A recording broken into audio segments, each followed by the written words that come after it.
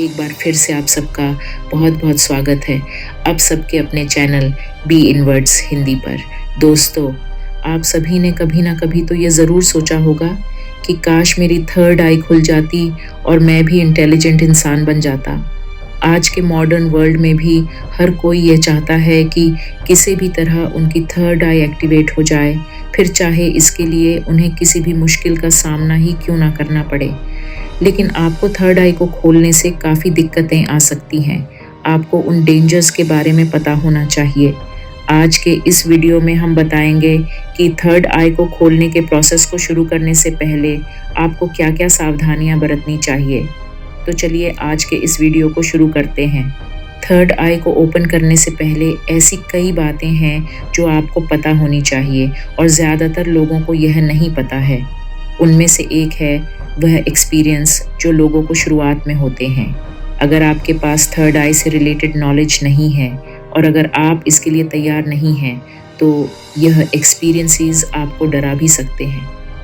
इसीलिए थर्ड आई ओपनिंग के प्रोसेस को करने से पहले आपको इसके खतरों के प्रति अवेयरनेस होनी ज़रूरी है। ये तो हम सभी मानते हैं कि तीसरी आंख का खुलना एक बहुत ख़ास बात है, लेकिन क्या आप जानते हैं कि उस समय एग्जैक्टली क्या होता है जब तीसरी आंख खुलती है? थर्ड आई एक ऐसा माध्यम है, ऐसा रास्ता है जो आपको स्पिरिचुअलिटी से जोड़ता है। जब तीसरी आंख खुलती है तो अजीब अजीब चीज़ें दिखाई देने लगती हैं।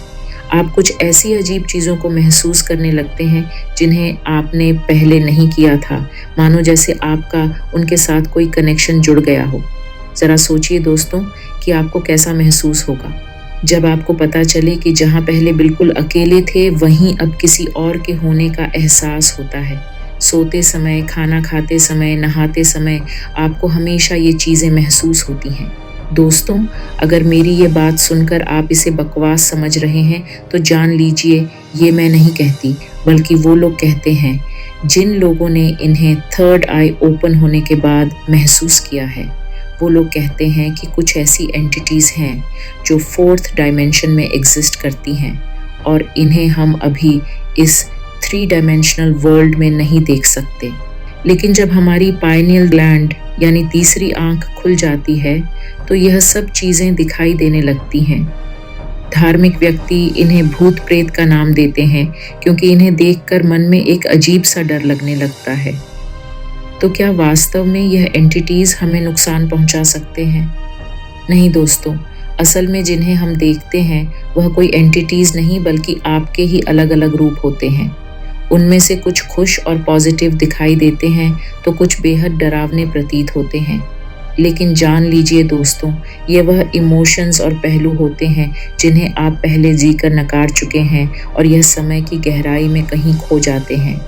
वास्तव में यह पहलू हमेशा आपके साथ रहते हैं, चाहे अब जहाँ भी जाएं। इनका अस्तित्व हमेशा आपके साथ बना रहता है। हम उन्हें देख नहीं सकते लेकिन महसूस ज़रूर कर सकते हैं। ऐसे में जब तीसरी आंख खुल जाती है तो आपको यह अलग अलग पर्सनैलिटीज़ और इमोशंस दिखाई देने लगते हैं।